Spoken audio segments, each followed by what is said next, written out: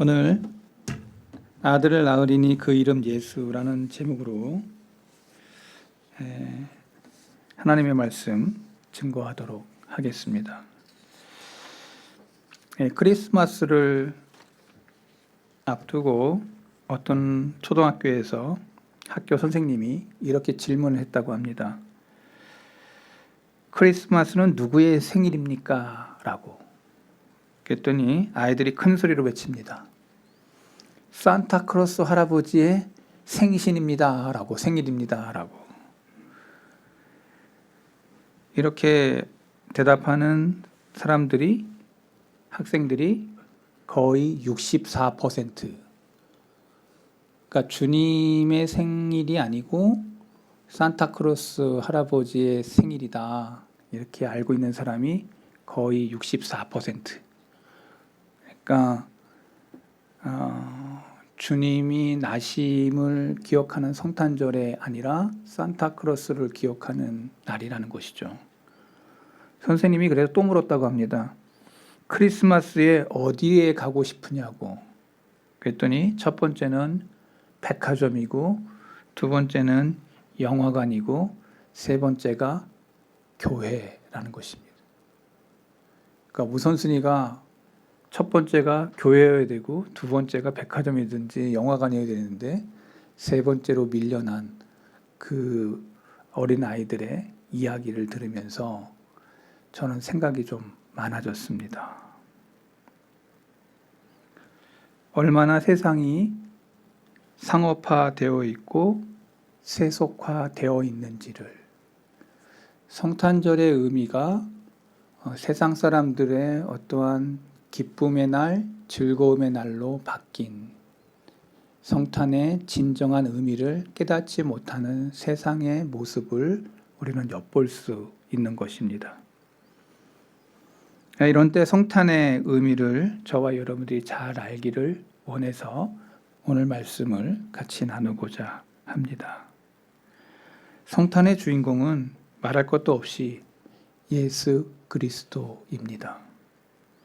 이 예수님을 잉태하고 이 세상에 태어나게 한 사람이 동정녀 마리아입니다.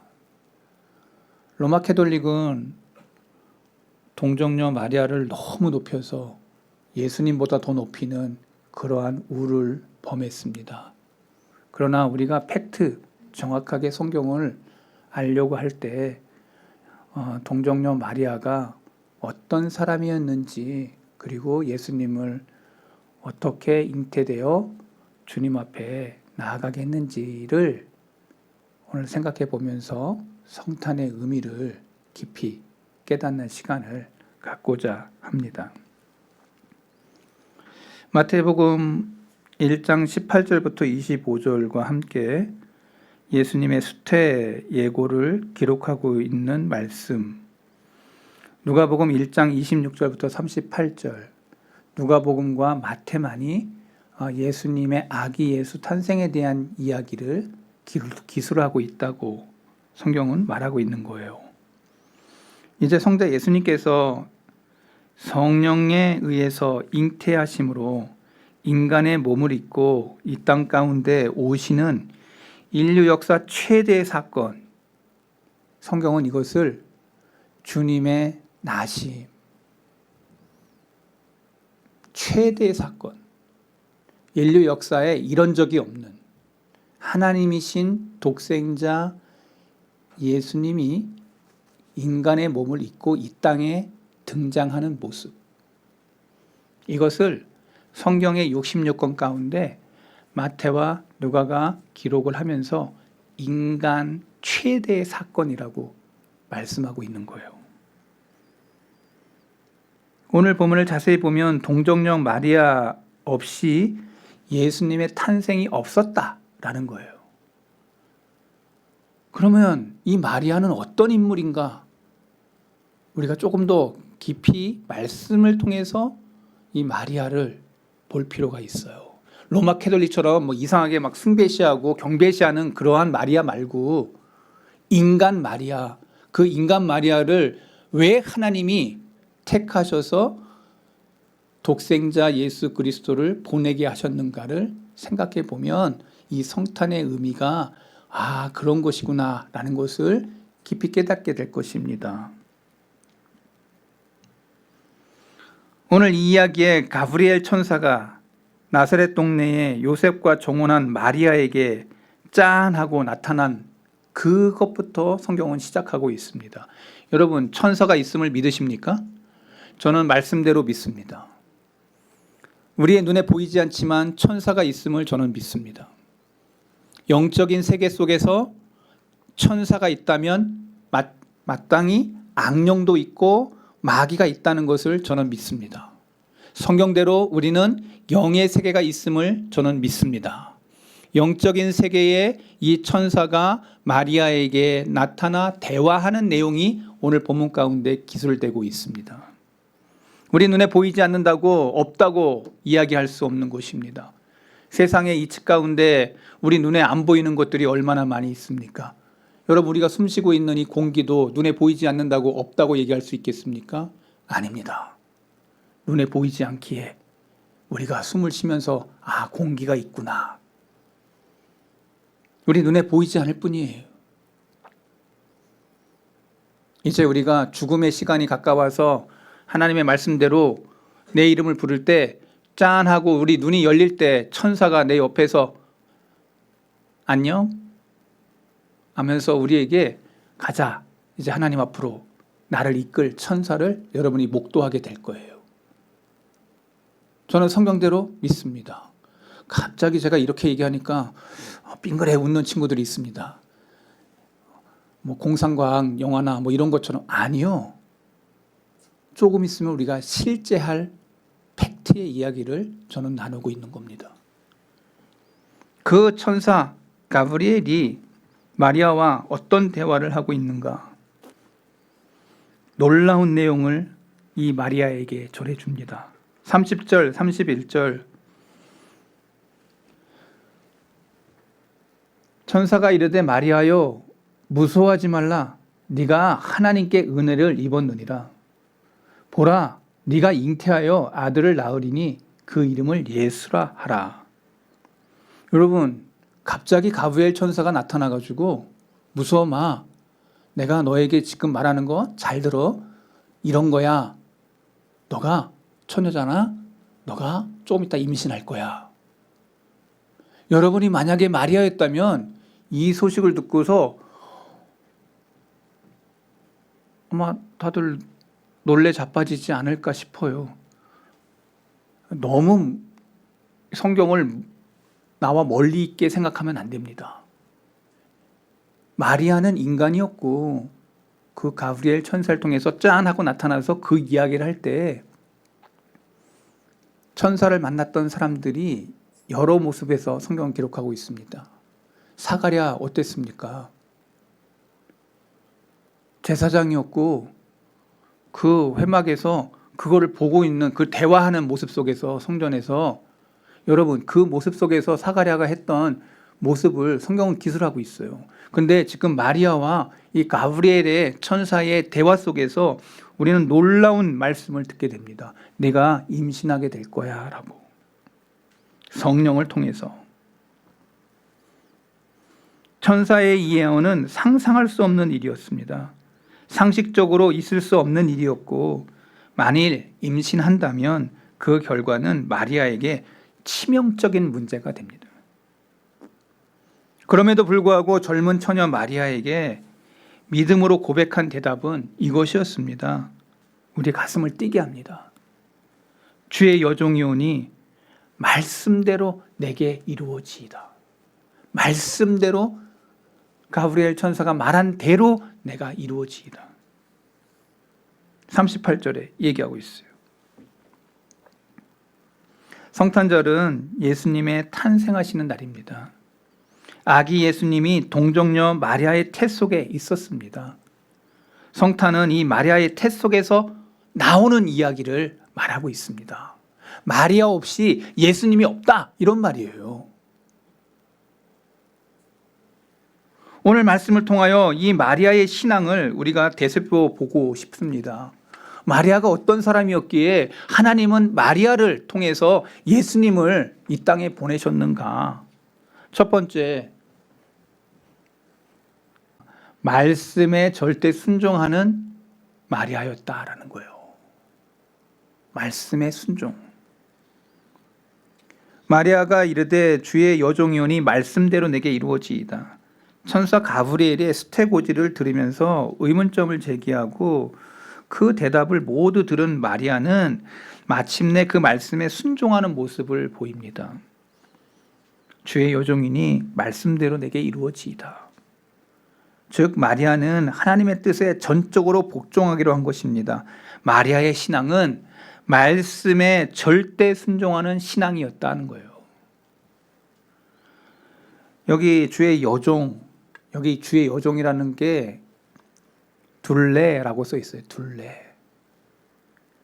뭐 둘레길 그거 말고 그리스 말에 둘레라는 말로 써 있어요. 이 노예라는 뜻입니다. 둘로스는 남자에게, 여자는 둘레. 여성 명사로 주인의 뜻을 거스릴 수 없는 하녀라는 뜻입니다. 이것은 큐리어스, 주인의 소유격인 큐리우에 연결되어서 철저하게 주인에게 예속된 능력 없는 계집종을 연상케 합니다. 마리아가 자기를 주의 여종이라고 말하는 것은 모든 것을 하나님의 뜻에 완전히 맡기겠다고 하는 고백인 거예요. 철저한 순종과 겸손의 표현을 마리아가 가브리엘 천사 앞에서 말하고 있습니다. 가브리엘만 본 게 아니고 하나님이 저 높고 높은 곳에서 마리아의 고백을 보고 계신 거예요. 여러분, 오늘 우리의 행동은 사람 앞에서 행동하겠지만 하나님이 보고 계시다는 것을 잊어버리지 않기를 바랍니다. 여러분의 말과 여러분의 행동도, 여러분의 마음 씀씀이도, 여러분의 생각조차도 하나님이 보고 계시다는 거예요. 여러분, 이걸 잊어버리면 안 돼요. 내가 어떤 사람을 대하는 태도도 하나님이 다 보고 계시다는 거예요. 마리아는 어떤 사람이었냐? 그 심중에 말씀대로 이루어지이다. 나 같은 여종 기억해 주실 뿐만 아니라 나를 쓰시겠다고 하니 말씀대로 이루어지이다. 마리아의 이와 같은 순종의 고백은 겸손한 종의 자세로 순종할 뿐만 아니라 자신에게 닥칠 어떠한 고난이 와도 피하지 않겠다고 하는 그러한 당찬 마음이 마리아의 마음 가운데 있었다는 거예요.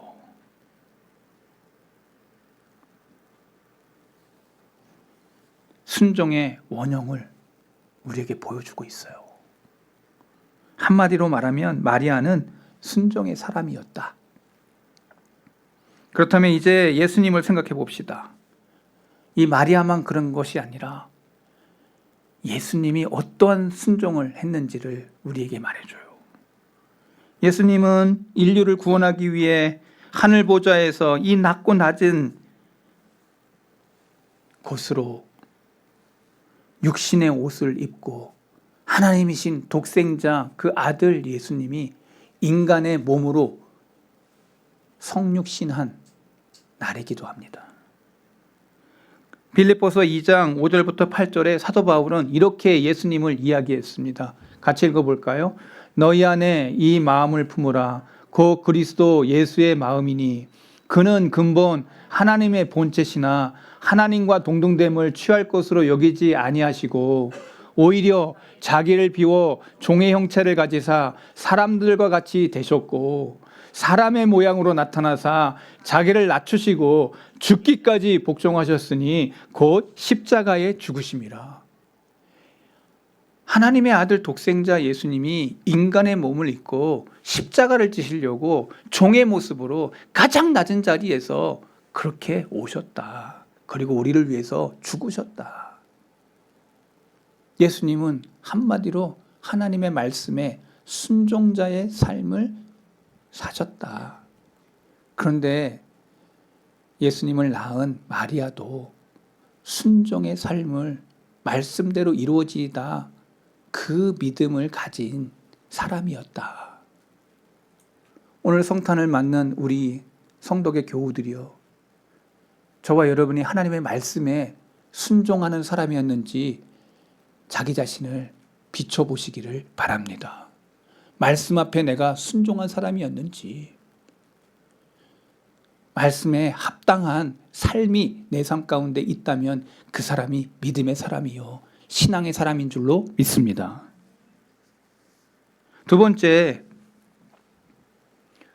번째는 같이 읽을까요?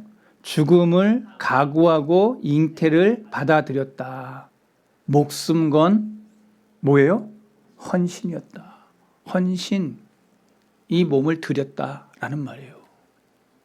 성경에 보면 드림에 대한 것을 나시린의 이야기를 합니다. 드려, 자기의 몸을 어릴 때부터 드려.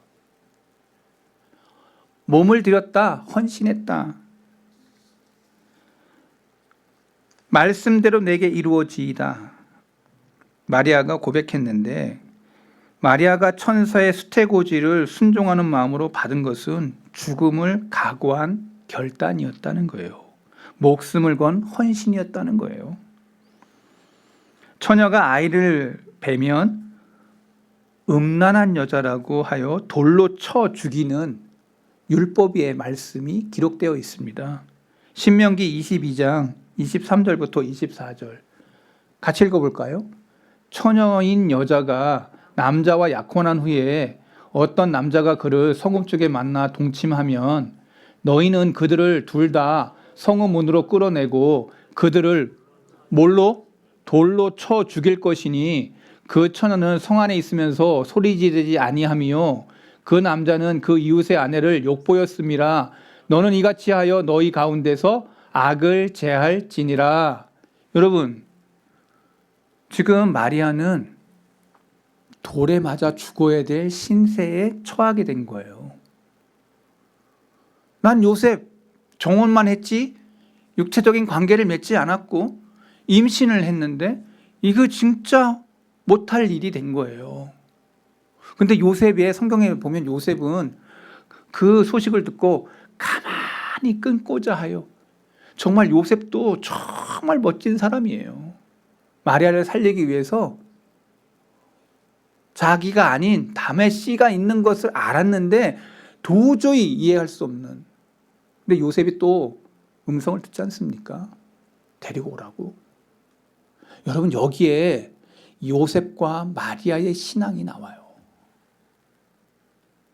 마리아나 요셉이나 이 법을 모를 리가 없었어요. 마리아는 죽음을 각오하고 예수님을 잉태한 것을 받아들인 거예요. 이것은 생명을 거는 헌신입니다. 마리아의 이 헌신이 없었다면 성탄은 있을 수 없었다. 자기 몸을 드려. 예수님의 오심이 그냥 온 게 아니라는 거예요. 요셉과 마리아의 눈물 나는 헌신이 있었던 거예요. 그렇게 하나님이 예비하신 그 가족을 통해서 예수님이 아기 예수님으로 등장했다는 거예요. 헌신. 성도계 우리 교우들이요, 주님의 말씀대로 내 몸을 드려, 정말 내가 어떠한 교회 때문에 고난이 오고 환난이 와도 내가 주님 앞에 드림받은 말씀을 따라가는 요셉과 마리아와 같은 신앙이기를 바랍니다. 성경은 그러한 사람을 쓰십니다. 오늘 이 시대 가운데 헌신의 최고의 삶의 모범은 예수님이십니다. 예수님은 처음부터 인류를 위해 자신의 목숨을 내어주시려고 이 땅에 오셨습니다. 주님의 말씀 한마디 한마디 모두 헌신에서 우러나오는 말씀이었고, 주님의 모든 시간은 가난한 자를 섬기는 헌신의 삶이었습니다. 마침내 예수님은 인류의 죄를 대속하기 위해서 자원하여 갈보리 언덕,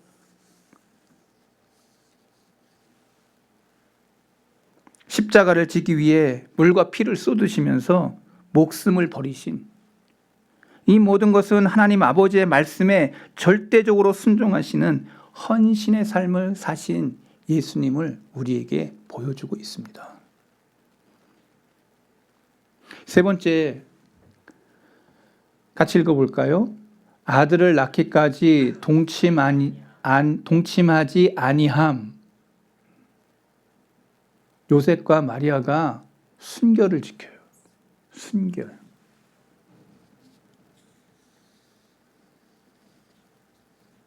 마태복음 1장 25절. 아들을 낳기까지 동침하지 아니하더니 나음의 이름을 예수라 하니라. 여러분, 요셉이 피가 떨쩔 끓는 청년이었어요. 마리아 너무나도 아리따운 여인이었어요. 그런데 성경은 순결에 대한 이야기를 하고 있어요. 낳기까지 동침하지 아니했다. 나음의 이름을 예수라 했다. 이건 무엇을 말하는 걸까? 성탄의 깊은 의미 속에 순결 없이 성탄은 없다는 전제를 하고 있는 거예요. 성탄의 또 다른 본질은 순결이라는 거예요. 동정녀 마리아, 이 점에 있어서 놀라운 사람입니다. 그의 남편 요셉도 놀라운 사람입니다.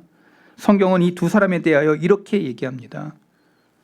그의 아내를 데려왔으나 아들을 낳기까지 동침하지 아니하더니. 24절.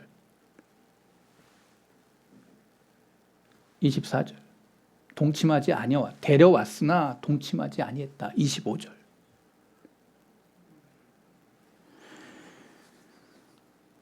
처녀총각이 부부로 1년가량 살면서 동침하지 아니한 모습을 우리에게 보여주고 있는 거예요. 이게 가능하냐? 가능하다. 하나님의 뜻을 받드는 요셉과 마리아의 신앙을 보여주고 있습니다. 마리아는 순결을 지킵니다. 순수하고 흠없인 예수님을 탄생하게 하기 위해 그 순결을 지킵니다.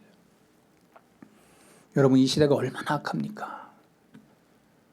결혼할 때 순결에 대한 것들을 의심하는 남편, 아내들의 모습들을 우리는 주위에서 많이 봅니다. 그리고 결혼하기 전에 너무 막 넘죠. 책임도 안 지고 막 이런 인간들도 있습니다. 여러분, 그것을 넘는 건 책임을 진다는 얘기입니다. 순결이라는 게 무엇입니까? 책임을 지는 것입니다. 그런데 여러분, 이게 되게 중요한 거예요. 하나님은 그 순결한 자를 사용하시고 지목하시고 이끄시는 거예요. 여러분, 이 시대가 너무 순결이 사라진 시대에 저와 여러분이 살고 있습니다. 부부지간에 약속해놓고도 다른 여자, 다른 남자가 보입니다. 하나님 모르실까요? 나도 알고 있는데 하나님이 모르실까요? 여러분, 하나님의 눈 안에 우리의 인생이 있습니다. 우리의 신앙이 있습니다. 우리의 믿음이 있는 겁니다. 성도교회 우리 교우들이요, 성탄의 의미를 기억하며 정말 하나님 앞에 내가 순결한 자인가를, 하나님을 바라보는 순결성이 있는지를 점검해 보시기 바랍니다. 마리아가 이미 동침한 경험을 가졌더라면 주님의 모친이 될 수 없었을 것입니다.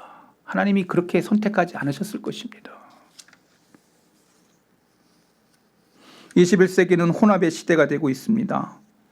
사상들도 혼합이 되고 종교도 혼합되고 있습니다. 이젠 절간에서나 이젠 성당에서나 오고 가며 종교의 하나됨을 이야기하고 있는 시대에 저와 여러분이 살고 있습니다. 그것이 맞는 말인가? 저는 틀렸다고 얘기하는 것입니다. 종교다원주의가 밀물처럼 몰려오고 있습니다. 이러한 때에 우리가 지키는 개혁주의 신앙은 순전하며 순결해야 됩니다. 내가 말씀대로 믿는 신앙이 가장 좋은 신앙이라고 제가 여러분들에게 많이 강조했습니다. 여러분의 믿음이 순결한지 깨끗한지를 여러분 자신이 알 겁니다. 성도계 교우들이요, 이 성탄절에 순결한 자의 길을 걸어갈 수 있기를 바랍니다. 마지막 네 번째, 같이 읽어볼까요? 성령님이 임하셔서 아들을 잉태케 하셨다. 성령 충만했다. 38절 성령이 내게 임하시고 지극히 높으신 이의 능력이 너를 덮으시리니. 35절 마태복음 1장 18절 예수 그리스도의 나심은 이러하니라 그의 어머니 마리아가 요셉과 약혼하고 동거하기 전에 성령으로 잉태된 것이 나타났더니. 성령으로 잉태. 자, 전제하고 있어요. 성탄의 전제가 성령이 잉태케 했다. 전제. 성탄의 주인공이 예수 그리스도이십니다. 그런데 예수님을 잉태케 하신 분이 누구냐? 성령님이라고 성경은 기술하고 있습니다. 마리아와 요셉의 결혼해서 예수님을 잉태한 것이 아닙니다. 마리아는 성령의 능력으로 예수님을 낳았다. 성령님이 전제된 성탄이었다는 거예요. 예수님 없이 성탄이 없고 마리아 없이 아기 예수님 없고 성령님 없이 예수님의 어머니 마리아에 있을 수 없다는 거예요. 성령님이 주역이었다. 예수님의 오심에 성령님이 주역이었다. 성탄의 본질은 성령 충만에 있다. 성령님은 예수님의 육신의 부모인 요셉과 마리아를 충만케 하셨습니다. 그 두 사람이 아무도 경험해 보지 못한 동정녀 탄생의 신비의 터널을 지나고 있을 때 성령님은 그들의 신앙이 약해지지 않고 하나님을 의지하도록 성령 충만으로 인도하셨습니다. 이제 성령님이 영광의 구름처럼 그리스도의 몸된 교회 위에 임재하시고 오늘 우리와 함께 하셔서 예배드리는 오늘 심령 위에 성령의 교통함으로 저와 여러분들이 예수님의 나심 성탄절의 그 깊은 의미를 깨닫는 이 시간에 저와 여러분이 성령으로 그렇구나, 성령 충만으로 이끄시는구나. 마리아를 통해 성령 충만케 하신 그 주님이, 그 성령님이 오늘 우리 드려지는 예배 위에도 성령의 교통으로 이끄시는 줄로 믿습니다. 성령의 충만. 성탄절기에 모두 마리아에게 성령 충만했던 것처럼 요셉에게 성령 충만했던 것처럼 오늘 성탄을 맞는 우리에게 성령의 이끄심과 성령 충만함이 저와 여러분 가운데 있는가 점검해 보시기 바랍니다. 이제 말씀을 정리합니다. 은혜 없이는 성탄도 없습니다. 마리아가 뭐라고 얘기합니까? 나의 나된 거 은혜요. 하나님의 은혜입니다. 나 같은 사람에게 어떻게 이런 은혜가 임합니까? 평범한 시골 처녀 마리아가 인류의 구세주요 어머니가 된 것은 100% 하나님의 은혜입니다. 100% 하나님의 은혜입니다. 나의 나됨은 하나님의 은혜입니다. 여기 목사 된 것도 하나님의 은혜입니다. 우리 장로님 된 것도 하나님의 은혜입니다. 권사님 된 것도 하나님의 은혜입니다. 한 사람 한 사람이 다 뭐예요? 하나님의 은혜가 임한 사람이라는 거예요. 옆에 사람에게 권면하겠습니다. 당신이 은혜 받은 사람입니다. 은혜가 있기에 이 자리에 있는 거예요. 만왕의 왕 만주의 주 예수 그리스도의 어머니가 된다는 거 은혜 아니고는 얘기할 수 없습니다. 설명할 수 없습니다. 그래서 성경은 얘기합니다. 은혜 받은 자요. 마리아를 이야기할 때 은혜 받은 자요. 은혜는 카리스라고 써 있습니다. 원어에. 은혜는 값없이 주어지는 하나님의 선물이란 뜻입니다. 값없이 어떤 값을 치른 게 아니라 값없이 그냥 주신 거예요. 하나님이 그냥 주신 거예요. 공짜로 주신 거예요. 이 성탄의 의미도 하나님이 값없이 주신 거예요. 우리가 다 죽을 지옥의 우름막에 앉아 있어야 될 사람들인데 하나님의 은혜로 천국 백성이 된 거예요. 주님이 오심으로 말미암아 이 일이 벌어진 거예요. 이게 은혜라는 거예요. 마리아는 한 번도 메시아의 어머니가 되게 해달라고 기도한 적이 없어요. 꿈꾼 적도 없어요. 그럴 생각을 한 적도 없어요. 그녀에게 전혀 생각하지 못했던 선물, 그 은혜를 받은 자예요. 가브리엘 천사가 은혜 받은 자여 마리아를 향하여. 저와 여러분이 이 자리에 앉아 있는 것도 하나님의 은혜, 저와 여러분들이 남편과 아내를 맞을 때 이런 여자를 나에게 주셨구나. 하나님의 은혜. 나의 나된 모든 것이 하나님의 은혜. 성탄은 마리아의 태 속에 있었습니다. 마리아의 본질은 말씀의 순종과 헌신과 순결과 성령 충만과 은혜였습니다. 오늘 저와 여러분들 삶 속에 마리아에 걸어갔던 그 신앙, 내 신앙도 한번 점검해 보시기 바랍니다. 내가 말씀 순종하는 사람인가? 헌신하고 순결하고 성령 충만하고 은혜의 자리에 있는 사람인가? 여러분, 성경의 말씀을 비추면 내가 보입니다. 내 영혼의 상태가 보입니다. 내 실존이 보입니다. 내 모습이 어떤 자인지 알게 됩니다. 말씀이 거울이 되어 내 영적인 거울 앞에 내가 서 있어 내가 어떤 사람인지를 밝히 알기를 원한다면 말씀 앞에 서 있기를 바랍니다. 성탄의 의미 전했습니다. 예수님의 오심을 통해서 누구를 예비하고 있는지, 요셉과 마리아를 통해서 어떤 믿음의 소유자였는지, 성찬절을 우리가 하나님 앞에 나아가면서 내 모습 속에 말씀 순종함과 헌신함과 순결과 성령 충만과 은혜의 자리로 내가 이끌림 바 되고 있는가, 내 자신을 점검하고 내 영혼의 상태를 바라보는 아름다운 종들이 우리 성탄절 즈음에 저와 여러분들이 주님 앞에서 기도하는 자로 그렇게 아름답게 서게 되기를 바랍니다.